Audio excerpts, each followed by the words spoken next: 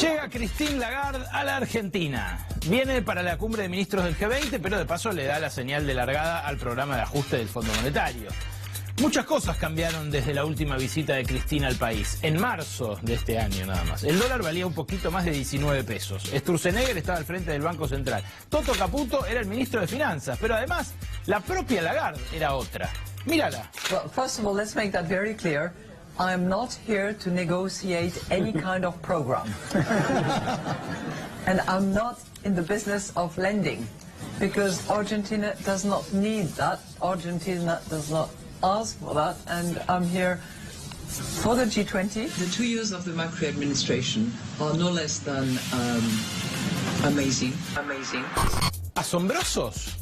Asombroso es que la selección haya llegado a octavos de final. Asombroso es que Hernán Lombardi diga que es campeón de la libertad de expresión después de echar a 357 trabajadores de la agencia Telam. Pero no queda claro qué fue lo que asombró a la jefa del Fondo Monetario de los 2 primeros años del gobierno. ¿Que no la llamaran antes? Como sea, la llegada de Lagarde se da una semana después de que trascendiera la letra chica del acuerdo con el Fondo Monetario. En ese documento, el fondo analiza el plan de ajuste de Nicolás Dujovne y plantea 2 escenarios. Uno donde no habrá crecimiento de la economía y otro mucho peor. Dejemos acá, que la apertura es para reírse un poco. Ante la posibilidad de que el acuerdo sea impagable, en el gobierno ya piensan otras ofertas para ponerla contenta a Madame Lagarde. Invitarla a comer al baldío de Dujovne, a ver si le da pena de nuevo y afloja con las pretensiones. La última vez que vino fue de visita a las cataratas del Iguazú. Si no llegamos con el acuerdo, le damos en parte de pago una catarata y listo. Darle la dirección técnica de la selección, a ver si nos contagia un poco de la mística campeona de los franceses. Algunos dicen que la salida de Sampaoli con Tapia poniendo la guita taca taca es parte del acuerdo con el Fondo Monetario. Los que se inclinan por invitarla a comer propusieron un menú bien argentino, un buen asado, con varios cortes, achuras, bien regado de tintorro nacional. Está difícil igual porque la sociedad rural no quiere saber nada con Lagarde. Claro, se supo que el fondo pide frenar con la baja de retenciones para que entre un poco más de guita. Y aunque Macri garantizó que no va a tocar las retenciones, el campo está en el estado de alerta. De alerta y de exposición, porque esta semana también arranca la exposición rural. ¿Volverá la mesa de enlace para repudiar la visita de Christine Lagarde? ¿Cortarán la 9 de julio con un piquete de vaquillonas? ¿Vivirá su propio conflicto con el campo, Christine? Hay que ver, por las dudas yo le recomendaría que no vaya a la exposición, porque la gente de campo es muy emocional, así como a Macri lo ovacionaron. A los que no quiere, la rural puede arrojarle bosta de toro campeón y la bosta, se sabe, le trae suerte solamente al que la pisa.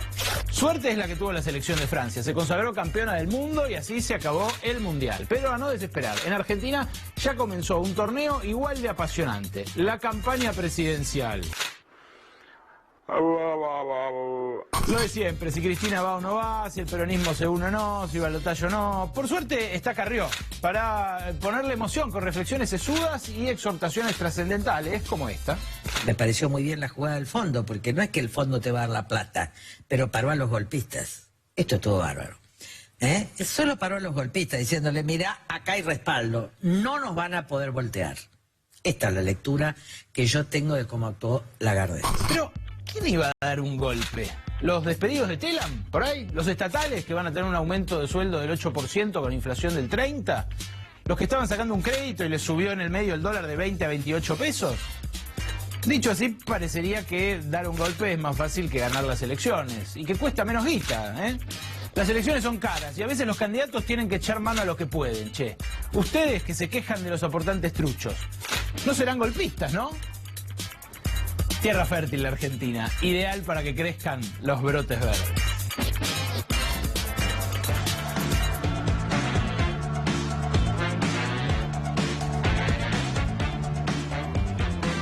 Bienvenidos, buenas noches. Gracias por sintonizar Brotes Verdes en la pantalla de C5N. Una semana agitada la que tenemos por delante, la que empezamos a transitar. Semana en la cual mañana el presidente va a intentar recuperar la iniciativa luego de un mundial que lo tuvo contra las cuerdas en materia económica y política, dando una conferencia de prensa en Olivos. Pero no se queda ahí la semana, porque el jueves llega Christine Lagarde. y el jueves mismo el presidente va a estar en la Bolsa de Comercio. La Bolsa de Comercio, la sociedad rural, a la cual dijo no le va a subir retenciones, a pesar de que el Fondo Monetario lo recomienda. Bueno, un escenario que configura lo que Martín Rodríguez, en un muy lúcido análisis esta semana, llamó la opción por los ricos. ¿Tendrá eso una consecuencia electoral? ¿Terminará de diluirse el capital político de Mauricio Macri? Es lo que veremos con el correr de las horas, con el correr de las semanas, con el correr de los meses también, que auguran bastante frío. Hoy se conoció el índice de inflación más alto en 2 años y 2 meses. Y en un rato vamos a estar diseccionándolo para que ustedes vean por qué es específicamente cruento este incremento de precios con los que menos tienen, con los más pobres. Pero antes, nuestra historia del día, el desembarco del Fondo Monetario en la Argentina.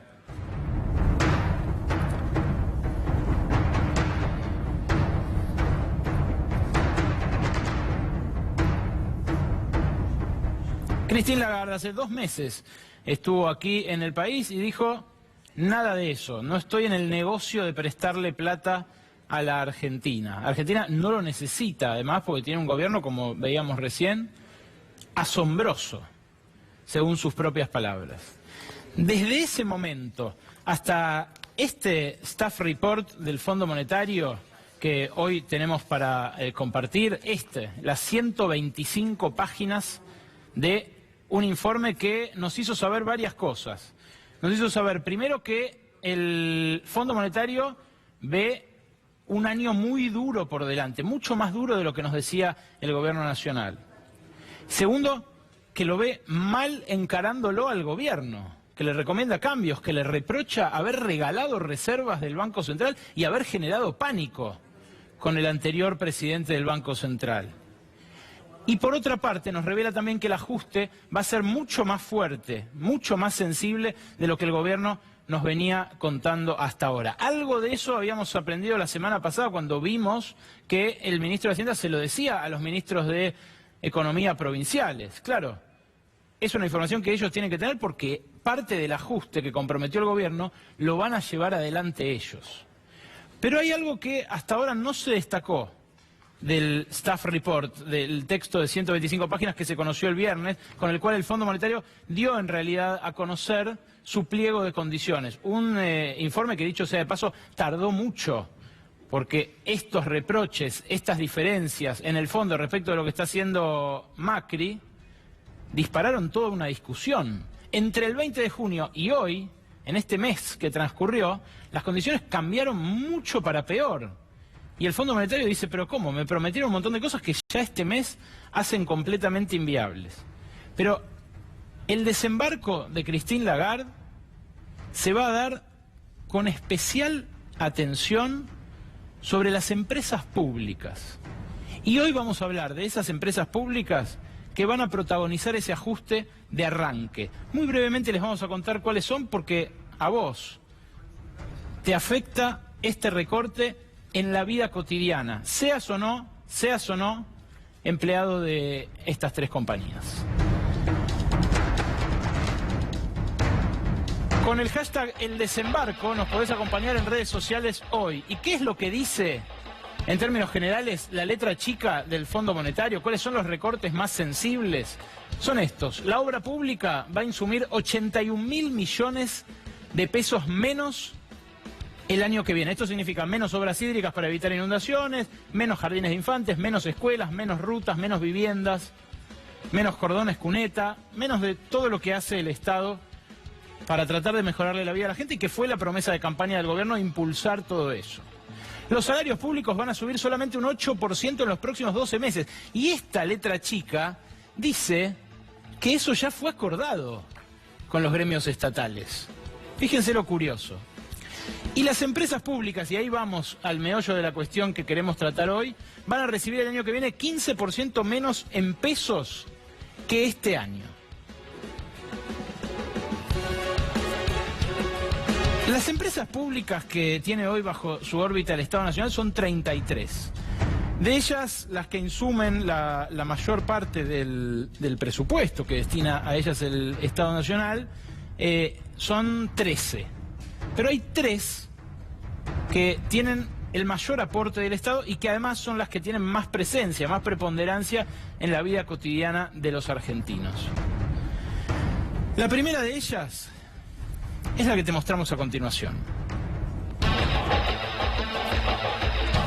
Trenes Argentinos, en realidad un conglomerado de empresas que involucra, por una parte, a la Sociedad Administradora de Operación Ferroviaria Sociedad del Estado, SOFSE, y por otro lado, a la Administradora de Recursos Humanos Ferroviaria Sociedad del Estado.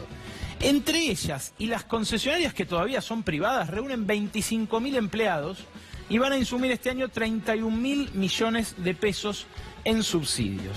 ¿Qué es lo que estuvimos averiguando en torno a eso? Bueno, que el 80% de lo que gasta, por ejemplo, SOFSE, la operadora ferroviaria que maneja el tren Mitre, el Sarmiento, el Roca, los trenes más importantes de cercanías y también algunos de los trenes que van a provincias del interior del país, destina un 80% de su presupuesto al costo salarial.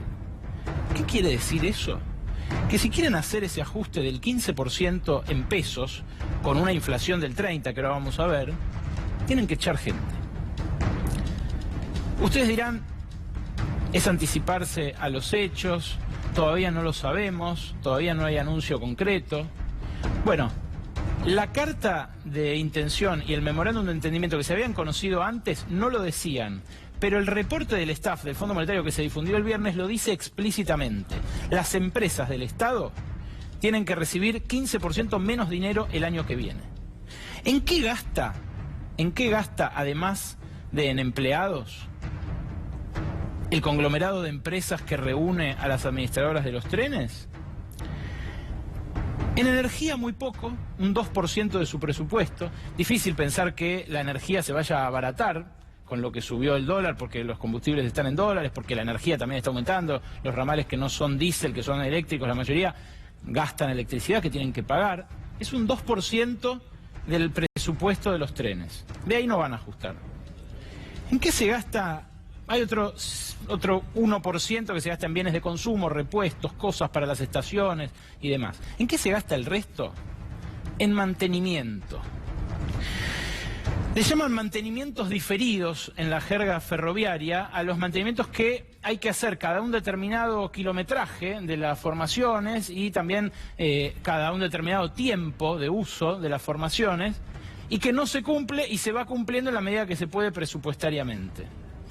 ¿Hace falta que yo les recuerde en qué desembocó la última desinversión en material ferroviario por parte de un concesionario privado inescrupuloso como los Sirigliano en su momento del tren Sarmiento? No hace falta, ¿no?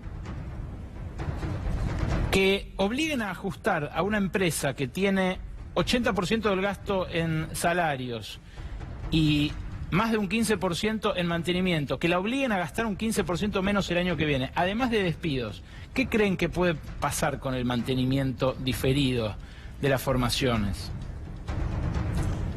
Somos un montón los que utilizamos el transporte público a diario y una preocupación es que siga aumentando, como indican las recetas del Fondo Monetario, pero otra preocupación muy grave es que deje de hacerse el mantenimiento de las formaciones que ya apenas asumió Guillermo Dietrich como ministro de Transporte, empezaron a flaquear en algunas cosas, como por ejemplo los relojes que indican cada cuánto vienen los trenes. No sé si les pasa a ustedes, a mí me pasa. En muchas estaciones dejó de ocurrir eso, que parecía Argentina Año Verde, cuando apareció los relojes que decían en 10 minutos llega un tren, en 8 minutos llega un tren. Hoy abrieron en el Belgrano Cargas un retiro voluntario al 120% para sus trabajadores. Retiro voluntario como ocurrió en los años 90 con las privatizaciones. Hoy también anunciaron en Ferrobaires, que era una empresa de la provincia de Buenos Aires y que fue transferida al Ministerio de Transporte, los primeros despidos. Ferrobaires es una empresa que atravesó un montón de problemas, desde hace años que viene con problemas.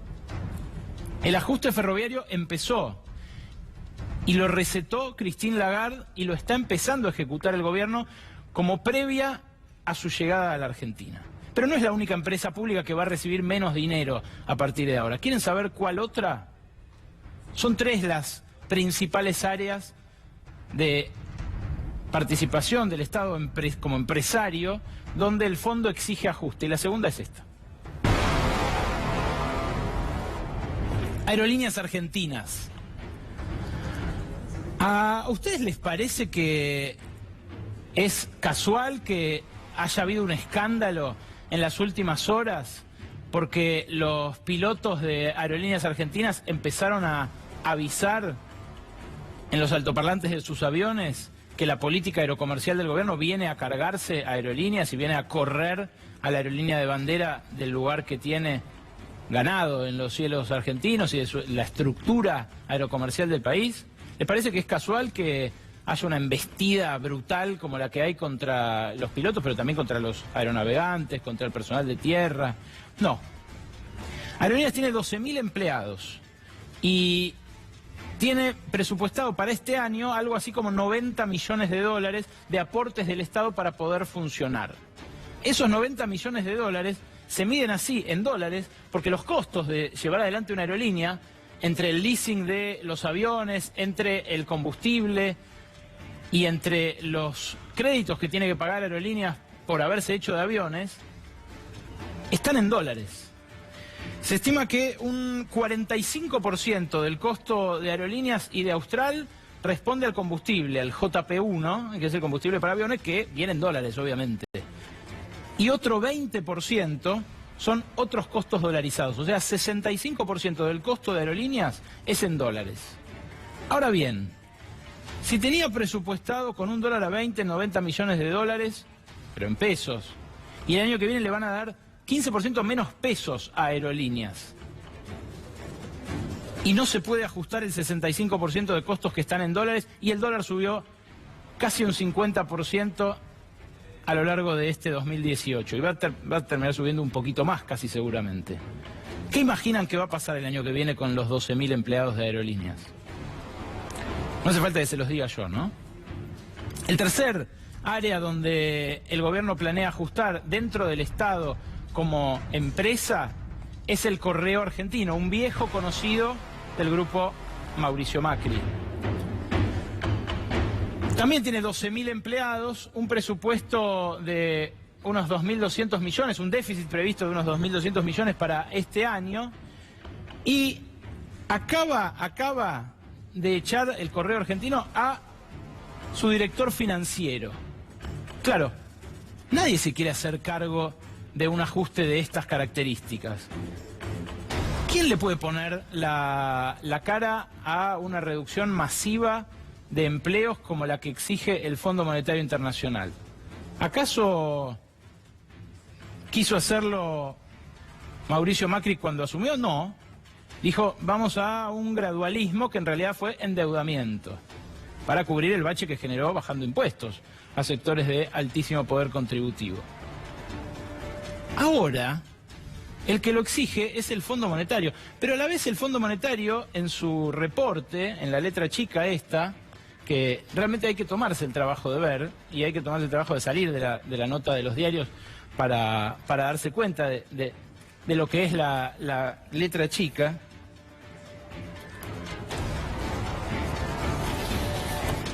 En esta letra chica, el Fondo Monetario dice, yo tampoco soy. Este plan es 100% de propiedad del gobierno de Mauricio Macri. ¿En qué quedamos? ¿Hacía falta ir al Fondo Monetario? ¿No hacía falta? ¿Hacía falta endeudarse de la manera en que se endeudó el gobierno? ¿No hacía falta? Ustedes recordarán, los que miran Brotes Verdes, las que miran Brotes Verdes, que hace un mes y pico estuvimos en Grecia para subirnos en realidad al DeLorean y mostrar cómo en otros países ya se aplicó esta receta durante 10 años seguidos. La receta del ajuste y la austeridad. Uno de los testimonios que recogimos allí, que recogimos cantidad, decenas de testimonios, todos adversos a la intervención del Fondo Monetario, uno de los economistas con los que hablamos, Leónidas Batikiotis, nos dijo algo que hoy, un mes y pico después, y a las puertas de que venga Christine Lagarde, puede resultar especialmente útil para entender cómo funciona el Fondo Monetario. Si es solamente un agente del G7, de los 7 países más importantes que son sus accionistas, para condicionar a los países periféricos como el nuestro, que abrazan sus políticas, o si es también una especie de fachada de los gobiernos que quieren ajustar para decir, yo no fui, fue él, señorita. Esto nos decía Batikiotis. For 2010, when for the first time we understood that IMF is coming, all the politicians in Greece were saying, don't worry, IMF has changed. IMF is not the IMF that destroyed Argentina. It's not the IMF that destroyed Latin America. IMF is something very new. IMF has changed. There were many politicians who were saying, look, IMF now has interest about climate change. It's exactly the same they are telling us now. Yes. It is just the same. Has it changed? No, neither Macri, neither Papandreou, neither the government of Ireland wanted the cost, the political cost of privatizations, of abandoning the pensions and spending cuts. For this reason, they call IMF. IMF are economic hitmen, are gangsters of international banks.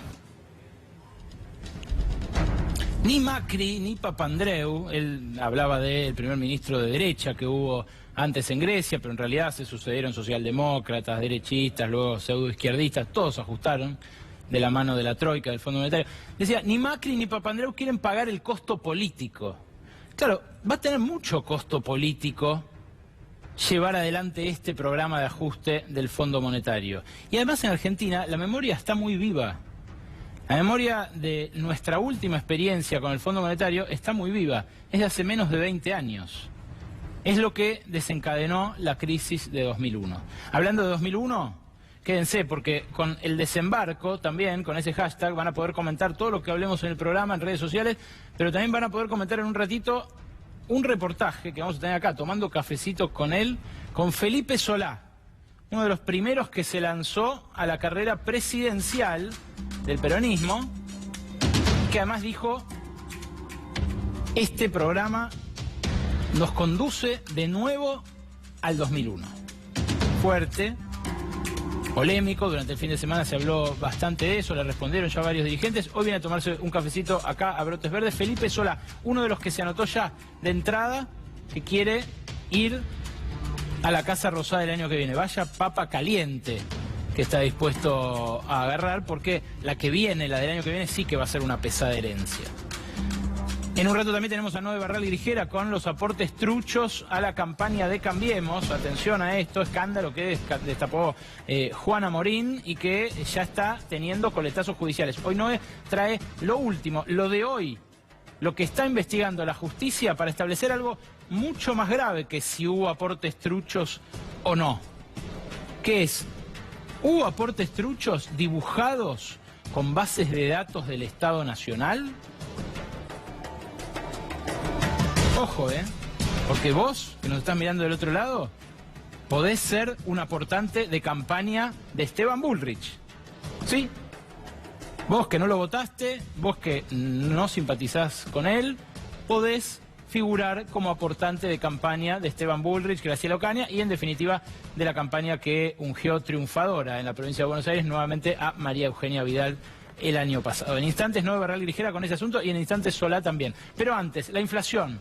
Hoy se conoció el dato de junio y el dato de junio es el más alto en los últimos 2 años y 2 meses. 3,7%.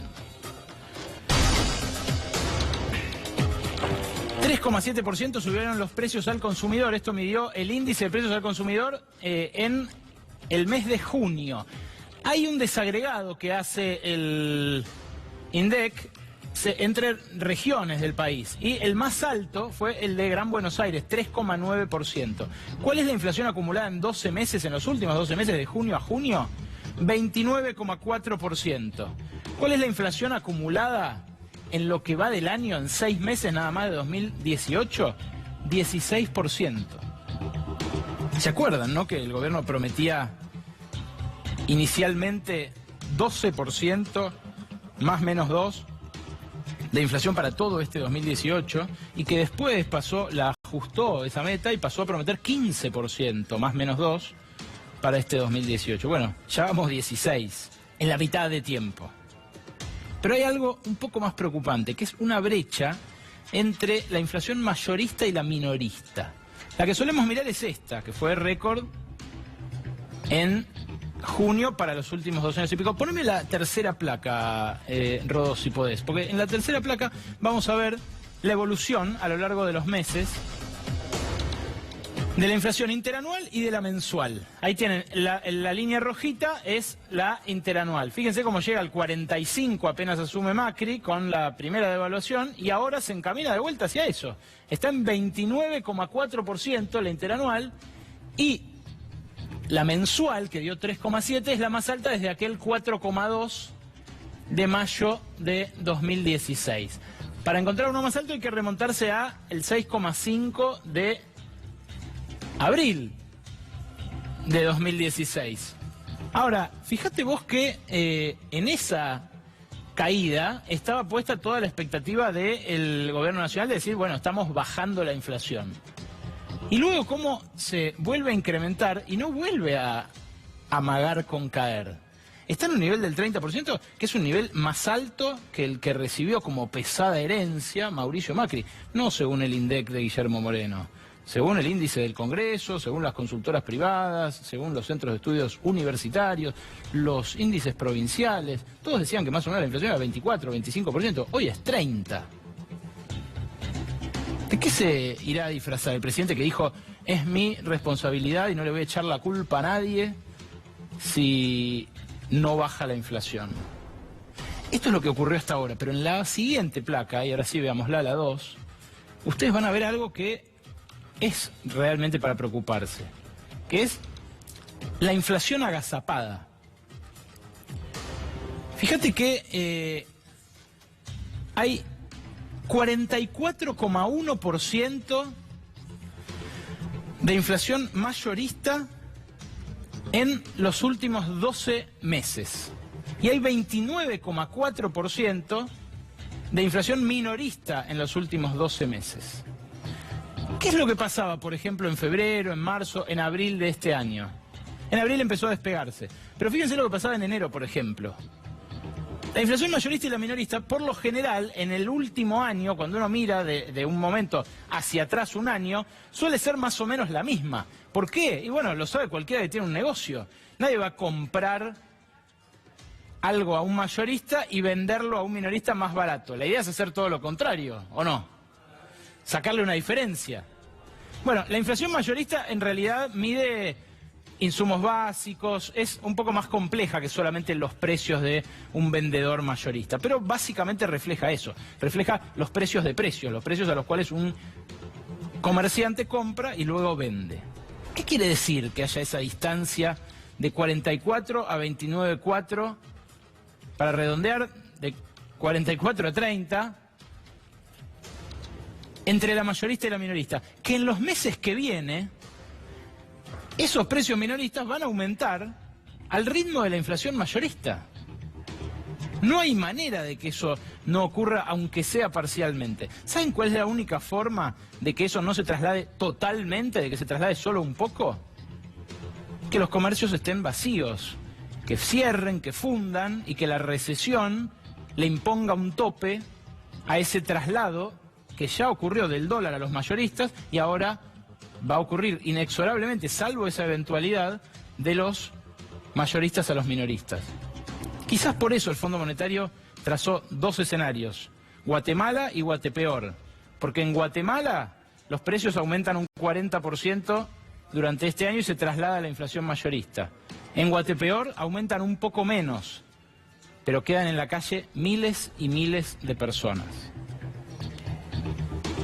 No en vano tampoco, Christine Lagarde le exige a Mauricio Macri que comprometa a la oposición en este programa de ajuste. El desembarco no es solamente en la Casa Rosada, es en el Congreso, es en las distintas fuerzas opositoras. ¿Por qué?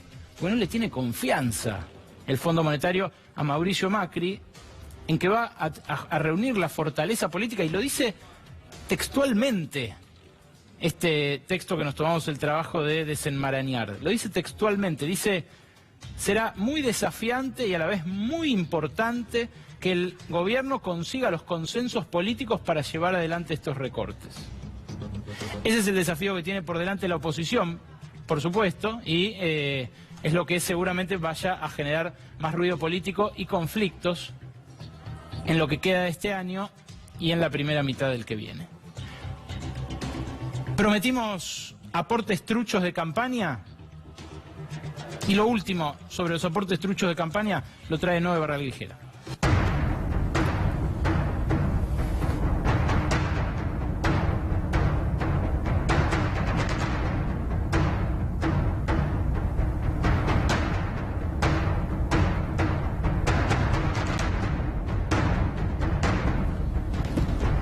Yo no sé por qué tengo que jugar al carnaval veneciano en esta columna, ¿no? Vos me explicarás. Tal vez porque yo te esté pidiendo alguna información y vos estás siendo renuente a dármela, o las dos máscaras que tenés ahí.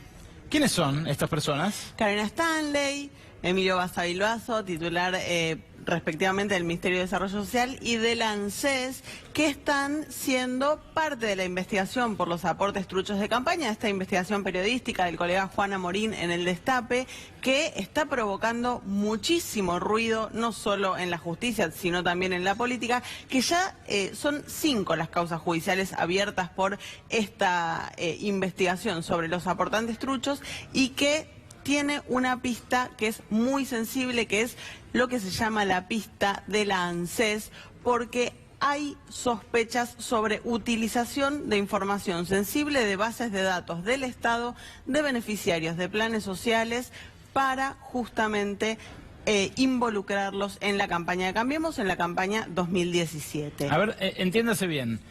Ahora les voy a explicar por qué tengo una pelota. También. Entiéndase bien, las campañas políticas en Argentina siempre son bastante opacas. No es Cambiemos la única fuerza política que, por ejemplo, tuvo su presupuesto financiero de campaña rechazado por la justicia electoral. De hecho, si no me equivoco, Noé, en 2015... Los de 2015, ninguno de los 4 principales está aprobado. Ni el del Frente para la Victoria, ni el de Cambiemos, ni el de Compromiso Federal, ni el del Frente Renovador. Están todos todavía en stand-by en manos de la jueza María Servini. Lo que no había habido hasta el trabajo de Juan Amorín son pruebas concretas de que se dibujaron datos para truchar esos aportes de campaña. Claro, lo grave de los aportes de campaña suele ser no quién aparece como fachado o quién es el que lo truchea, sino quién la puso de verdad. ¿De dónde sale efectivamente ese dinero? Bueno, para intentar empezar a recorrer esa pista es que el fiscal con competencia electoral, Jorge Dilelo, fiscal que inició de oficio una de las causas judiciales que está llevando adelante este tema,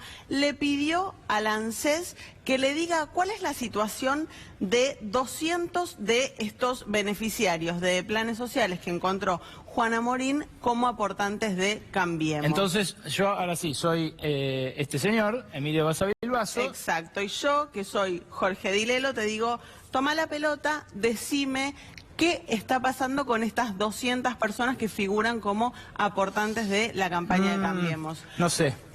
A ver,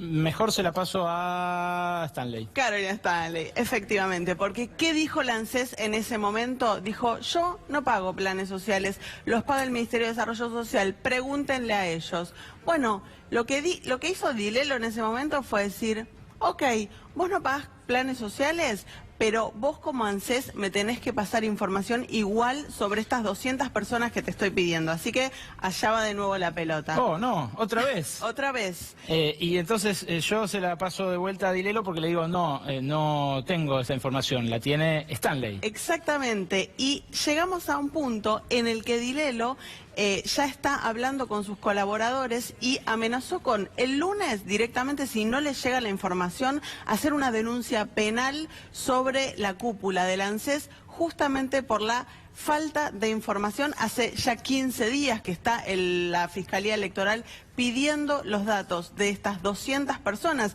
en principio, porque ahora la cuenta ya llega a más de 800, 900, pero estas primeras 200 personas que figuran como beneficiarios de planes sociales y que también figuran aportando a la campaña de Cambiemos. Ojo, quizás sea más importante Andrea del Boca, quizás tenga razón algún sector del periodismo y sea más importante Andrea del Boca.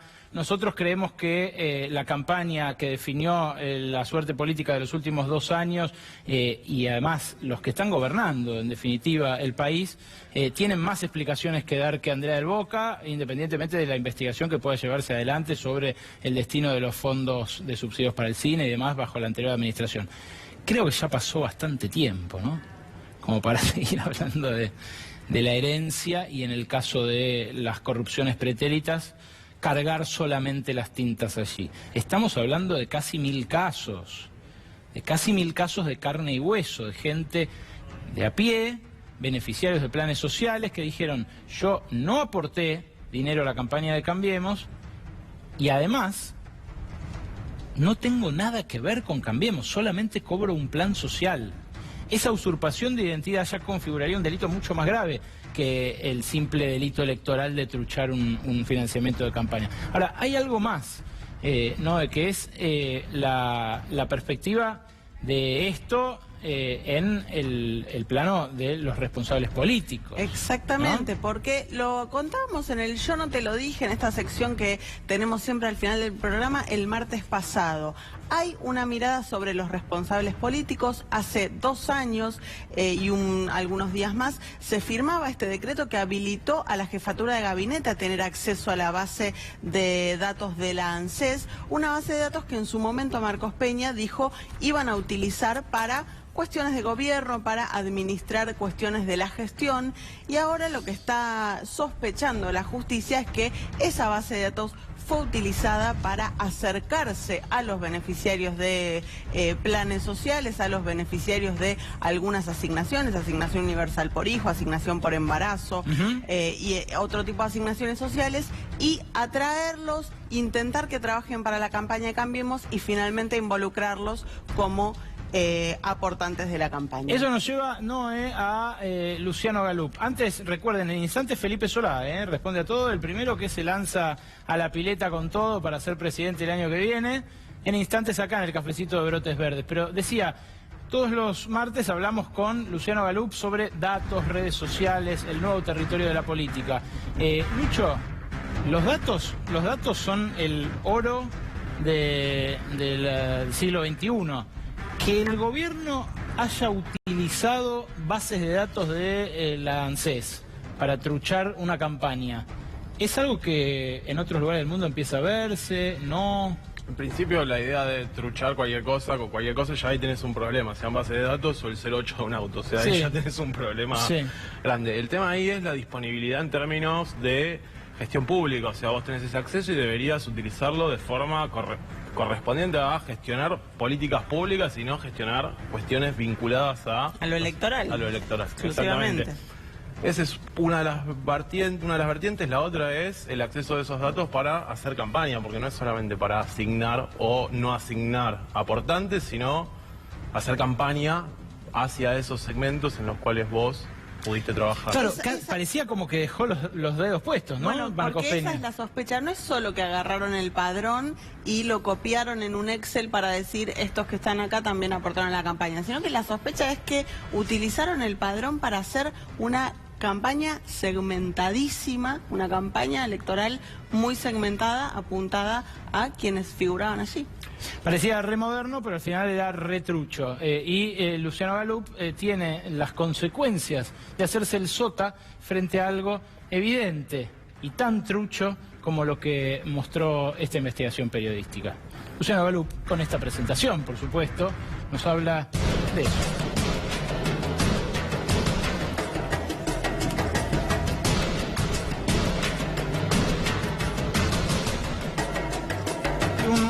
anual, un pequeño galup ilustrado para los políticos que a las puertas de este siglo XXI quieran aprender a manejar una crisis como esta. ¿Alcanza con tener un multimedios amigo al que le acabas de entregar una telefónica a más de la mitad de las conexiones de internet del país y que ese multimedio no hable del tema?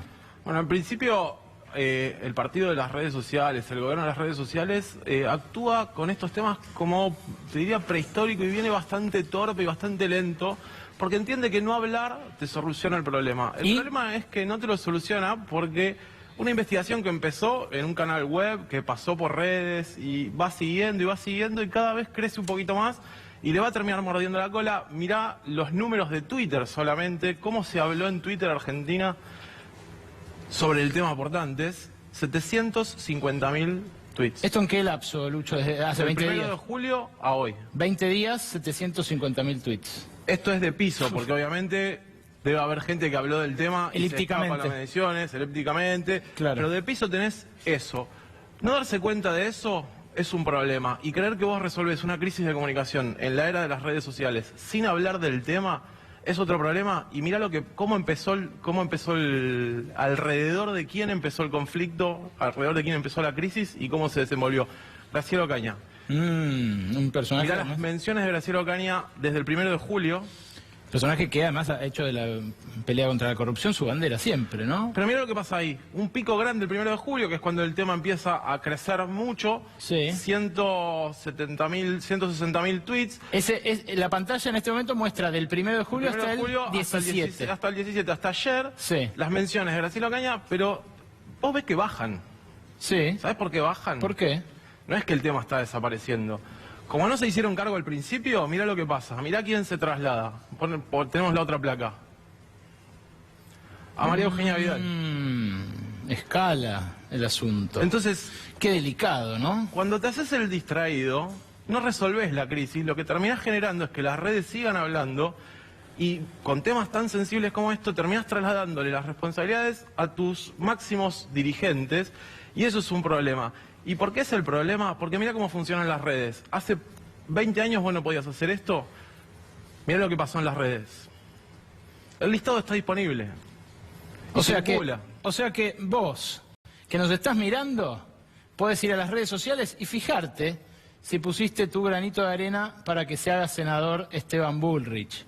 Lo podés hacer en cualquier lugar, en cualquier computadora. Desde un celular, cualquier desde celular. una computadora, con lo cual... Claro, así es como se encontró el intendente de Mar del Plata, ¿no? Bueno, lo que pasa es eso, o sea, si el listado está disponible en redes, es accesible digitalmente y te lo mandás por WhatsApp con tus familiares y podés buscar a tus familiares, era bastante poco probable que con la cantidad de casos que hay el tema bajara. Y mucho menos probable si encima tenías dirigentes como el intendente de Mar del Plata, que se sorprende de estar en esa lista, como otros candidatos, con lo cual el error, la lectura de que el tema iba a pasar y de que no iba a pasar nada, fue un error grande y estas son las consecuencias. Les agradecemos mucho a todos los que están mandando sus comentarios con el desembarco. Ese es nuestro hashtag para participar en redes sociales. A propósito de lo que contamos al principio, el ajuste del Fondo Monetario va a pegar en 3 grandes empresas del Estado: en Correo Argentino, en Aerolíneas Argentinas y en el complejo de empresas que agrupa a los trenes de cercanías, al Mitre, al Sarmiento, al San Martín, al Roca. Todos ellos van a tener que despedir personal, y así lo digo después de haber estudiado al pie de la letra los 125 páginas del Staff Report del FMI, van a tener que despedir personal si quieren cumplir con el compromiso que asumió Macri con el Fondo Monetario. Pero lo prometido es deuda, y el cafecito de Brotes Verdes de hoy, para el que dejamos un tiempo a propósito un poco más largo para charlar en profundidad, es con el diputado Felipe Solá, precandidato a presidente.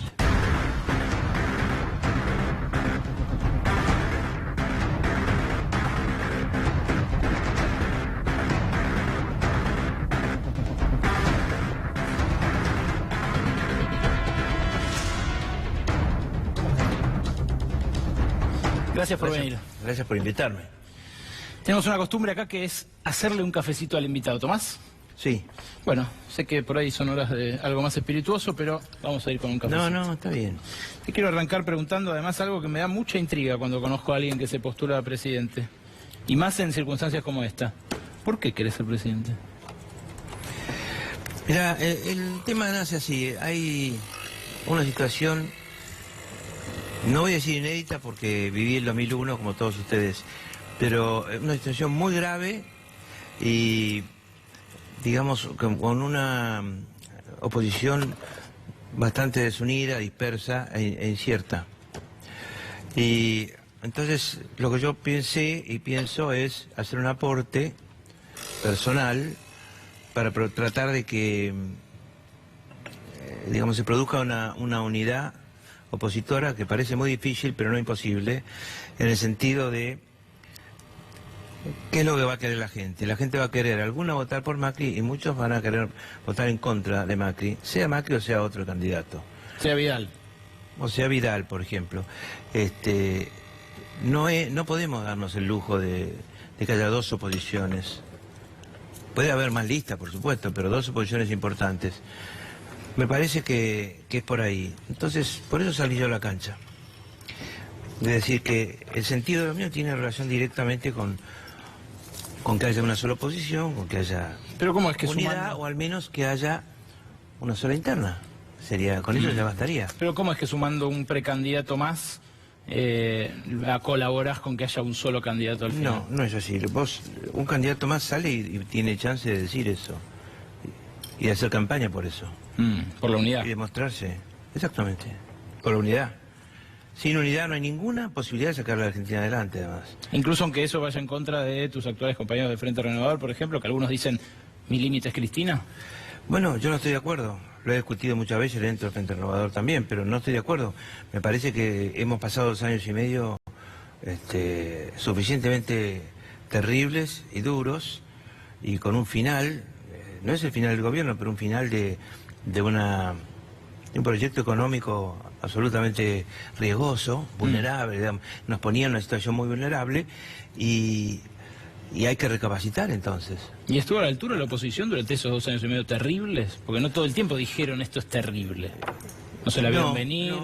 Nosotros coincidimos en que había un pésimo diagnóstico sobre Argentina y como tal también un modelo ya conocido e imposible de funcionar. Sobre todo el diagnóstico era, tenemos derecho a todo. Desde el punto de vista ético, lo que vos estás viendo, también es un poco tenemos derecho a todo. La gran crítica a Cristina por aquella vez que dijo vamos por todo en el año 2012, creo que fue. Sí. Este es un vamos por todo. Este es un vamos por todo. Y no nos importan mucho las consecuencias tampoco. Aplicamos un plan estándar, conocido, que consiste en hacerle creer a la gente que la economía es igual que la libertad del almacenero, y mientras tanto endeudan al almacenero de una manera fenomenal, ¿no es cierto? Y además, en lugar de hacerlo más, más eficiente, más práctico para su trabajo, así que labure más, que pueda generar empleo, que pueda tomar a 2 o 3 empleados, o que sea grande, no, lo hacen pelota, lo endeudan muchísimo más y achican la demanda, o sea, mucho menos gente va al almacén, y además no pueden bajar la inflación, o sea que el tipo le suben los costos fijos, le sube los servicios, le sube la luz, le sube el gas, etcétera. El tipo se ve obligado por los costos fijos para levantar la persiana todos los días, a mejorar su margen. Y en última instancia... Y no hay gente para que le compre, ¿no es cierto? Es decir, es la tormenta perfecta. Ahora, frente a esta tormenta perfecta, el tema de la unión ya no es un tema, digamos, no es la unidad por un mandato histórico, la unidad... ¿Se entiende que es una cuestión práctica y concreta? Sí, clarísimo. No podemos salir si no estamos unidos. Bueno, de hecho es a lo que apuesta el gobierno, ¿no? Para tener 3/3 de vuelta y poder llegar a un balotaje, ganar. Y eso que me imagino debe ser muy trabajoso por cuestiones de egos, de historias, de rencillas personales. ¿Vos cómo lo encararías? Vos, por ejemplo, te ofrecen... El año que viene transcurre esto, evoluciona la crisis, te ofrecen compartir fórmula con Cristina Fernández de Kirchner. ¿La compartirías? Primero esperemos que pase el tiempo para que te conteste. A mí me parece que si sirve para unidad, sí. Si uno tiene un objetivo, tiene que ser fiel a ese objetivo. Si sirve para cambiar esta situación, sí. Si opino que debe ser así, no. Preferiría que no fuera así, pero priorizo el tema de la unidad, absolutamente. Ya a esta altura me parece que queda claro que a la candidata más votada de la oposición es difícil decirle no te presentes, ¿no? O al menos es... No, era una teorización que había antes en la idea de cualquiera de nosotros puede y Cristina no puede. Bueno, claro. una idea un poco teórica y un poco ingenua. Pero tampoco sabemos todavía, no sabemos, digamos, cómo sería el resultado de un balotaje en Argentina. No lo sabemos, a pesar de todo lo que ha pasado. Claro. Bueno, es decir, hay un piso alto del gobierno, indudablemente, pero lo importante aquí es, bueno, vamos a defender el trabajo. ¿Vamos a defender el trabajo argentino? Sí. Vamos a negociar, en todo caso, si heredamos el fondo, no le aceptemos un peso más y paremos desde otro lugar. ¿No es cierto? Bueno, esta va a ser una pesada herencia en serio, ¿no? Absolutamente. Vamos a hacer una mesa nacional en donde se ponga todo sobre la mesa. Pero la tasa de interés. Con esa herencia concreta, ¿qué harías? Te toca asumir el año que viene. Mira, lo urgente... Tenés un acuerdo con el Fondo Monetario que te obliga a ajustar durante todo tu mandato. Vos no lo decidiste. No es tu programa, pero ya lo tenés prefirmado. Bueno, eso sí se aceptan la plata adicional, ¿no es cierto? Los 35.000 millones de dólares adicionales a estos 15.000. Hasta 2021 hay un sendero de ajuste igual.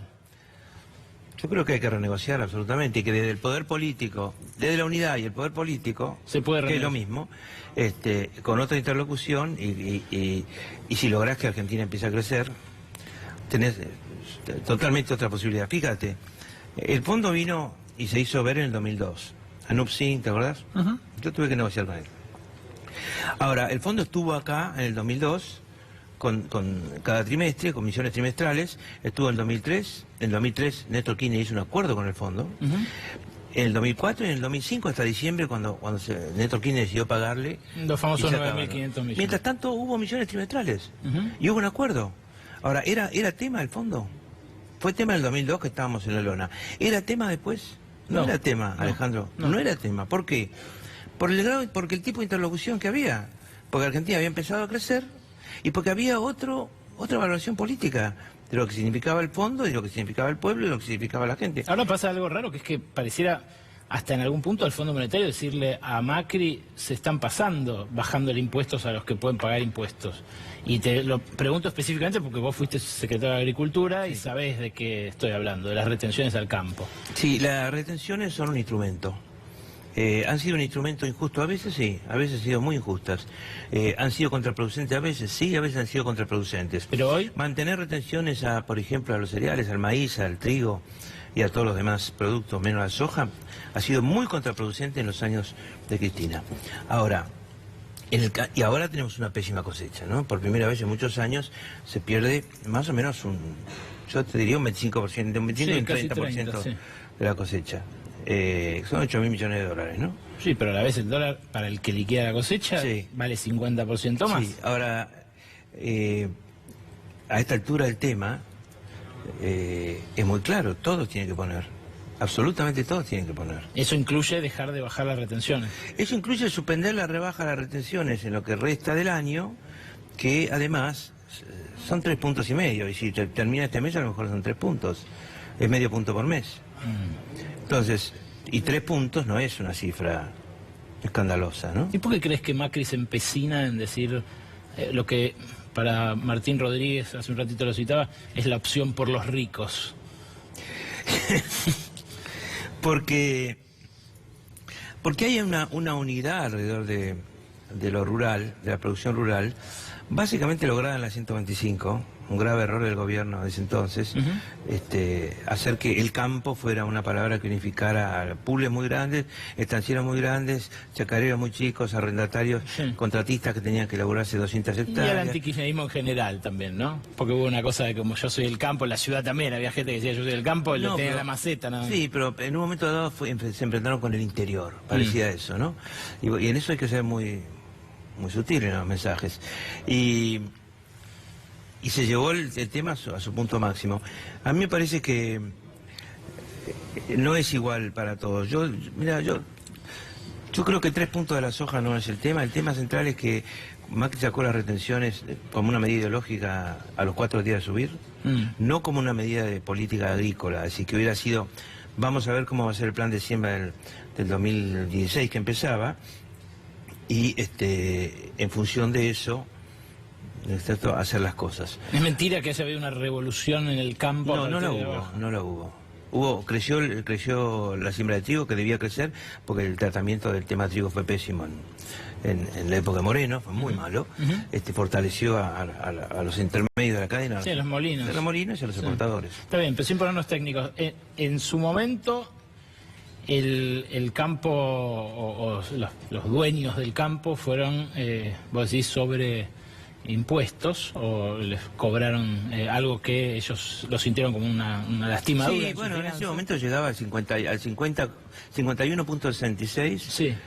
Hoy son privilegiados. En el caso que valiera $600 la soja. Claro, pero hoy vimos que la inflación da 25% de aumento de la harina. Parece de locos que un presidente deje que la harina suba 25% del alimento de los pobres por excelencia. Así es. Y decida no cobrarle retenciones a los productores de trigo en una situación de emergencia. Por lo pronto lo de la soja yo lo veo clarísimo. Lo del trigo, bueno, por supuesto que tiene que tomar medidas, siempre se tomaron medidas. Durante toda la vida existía una junta de granos que compraba trigo para abastecer a los molineros de un trigo más barato para que el pan fuera más barato. Y a la vez el obtener el se precio. portaba. Claro. ¿Por qué? Porque se portaba el 60% o el 50%. Depende de la producción de trigo. Hablando de eso, breve ping-pong te quiero hacer sobre el rol del Estado que imaginás vos en la economía. ¿Qué pensás del control de cambios? Porque en parte chocamos por eso, ¿no? Por la fuga de capitales desenfrenada que tuvimos en el último año y medio. Lo mínimo que tiene que haber es una banda en la cual se mueva el dólar, y yo diría establecer una forma de control de cambio, establecer que no es lo mismo un dólar para irse de vacaciones, que un dólar para importar una máquina, que un dólar para atesorar. A eso lo llamaban cepo. Bueno, llámenle como le llamen, pero a mí me parece que Argentina no está con Argentina, tiene angustia de dólares, es decir, necesita mucho más dólares de lo que tiene por año. Fomentar exportaciones lleva su tiempo, no lo han hecho. Sobre todo exportaciones de alto valor agregado. ¿Qué pensás de los subsidios al servicio público? Tarifazo que hubo. Tiene que haber subsidios al servicio público en muchísimos casos, y sobre todo lo que tiene que haber es subsidios en algunos casos al usuario. Ahora, los subsidios a la oferta, es decir, a los concesionarios, tienen como destino que los concesionarios tengan rentabilidad y eliminarles el riesgo. Es decir, mercados cautivos, precio alto puesto por el Estado, porque saca subsidios, rentabilidad asegurada para un lugar muy concentrado. Y son amigos, además. 10 personas. Además eran amigos, pero sí, son 10 personas, es decir, todo para el concentrado. La opción por los ricos. Sí, la opción por los ricos. ¿Es corrupto este gobierno? Este gobierno ha tenido, me parece a mí, una actitud absolutamente desaprensiva, que linda es la corrupción en el tema financiero. Y a eso le ha agregado el conflicto de intereses. Es decir, ha tratado de naturalizar el lobby como política de Estado, lo cual es una cosa increíble. Eso se vuelve a expresar ahora en lo del campo. Ha tenido ministros lobistas, ahora tiene ministro lobista, Caputo es un lobista en el Banco Central, era Aranguren también un lobista. Más allá de lo que ellos pensaran, eran lobistas, porque finalmente cada uno es por el lugar de donde viene y el lugar al donde va a volver, ¿no? Entonces, la idea es esa, miren, acostúmbrense, que son ricos, primero, se acostumbraron. Segundo, que son CEOs, también había que acostumbrarse. Y tercero, además que son lobistas. Hablar del 2001, decir que esto nos encamina en 2001, ¿no te pone en una vereda que el gobierno podría calificar como golpista o como alarmista excesivamente, exagerado? ¿No lo sentís así? No. Es haber visto lo que pasó. ¿Vos te acordás que antes del 2001 lo que pasó? Que se cortó el financiamiento, en noviembre. Sí. Le dijeron acabar o no hay más. Y ahí empezó el corralito, el corralón, etcétera, y la desesperación de la gente y el estallido. Esos son escenarios que pueden volver para vos. A mí me parece que no veo ninguna contramedida no veo ninguna protección al trabajo, no veo ninguna medida destinada a que cierren menos pymes, que cierren menos comercios, ninguna medida destinada a digamos, la gente más humilde. Han comprometido una cifra ahí de 0,2 puntos del PBI para el tema social, pero solo pensando en asignación universal por hijo, que nadie la puede discutir, y algún otro plan, pero quedan una cantidad de planes totalmente a la intemperie, ¿no? Primero. Segundo, ¿qué medida hay pro empleo? Bueno, iba a haber una rebaja de aportes patronales, decían ellos que eso iba a... No hay ninguna otra medida pro empleo. ¿Qué medida hay pro pyme? Pro pyme, digamos, ¿por qué con los encajes de los bancos, por ejemplo, no le dan plata a la pyme más barata? Porque tienen que comprar letes y botes. ¿Te das cuenta? Sí. Entonces, porque se trata de limpiar la cartera del Banco Central, es decir, se protege al Banco Central, que en realidad es un espacio de todos. El peronismo... No le pedimos que lo proteja. No, claro. El peronismo tuvo muchas facetas a lo largo de la historia y a vos te ha tocado formar parte de distintos peronismos. Hablábamos antes de lo de cuando fuiste secretario de Agricultura, de un gobierno que ajustaba, ¿no? Que ajustó, que abrazó un poco las recetas del Fondo Monetario. A veces hace falta un poco de ajuste, el ajuste en general. ¿Aprendiste o sacaste como lección de aquel tiempo que el ajuste siempre lleva a desastres como el que llevó? ¿Cómo lo vivís? Todo depende de en qué ciclo estás. Si estás creciendo o no estás creciendo, en primer lugar. ¿En qué punto del empleo estás? ¿En qué punto de la actividad económica? ¿En qué punto de las exportaciones? ¿O qué saldo comercial tenés? ¿Qué nivel de endeudamiento tenés? Ahora, este es el ajuste en el peor de los casos, con todos los casos en rojo, con todos esos puntos en rojo. Que en algún momento dado puede estar caliente la economía y una economía que tuviera eventualmente no pleno empleo, porque eso ya no existe, pero un empleo muy alto, etcétera. Bueno, puede ocurrir, pero son periodos cortos, no son políticas de fondo y mucho menos son políticas incorporadas a la ideología. Felipe Solá, gracias por venir a Brotes Verdes. Muchas gracias a vos. Ustedes quédense porque después de la pausa, yo no te lo dije, la trastienda de la política, los pasillos que hablan, las cortinas del poder, acá en C5N antes de irnos, quédate.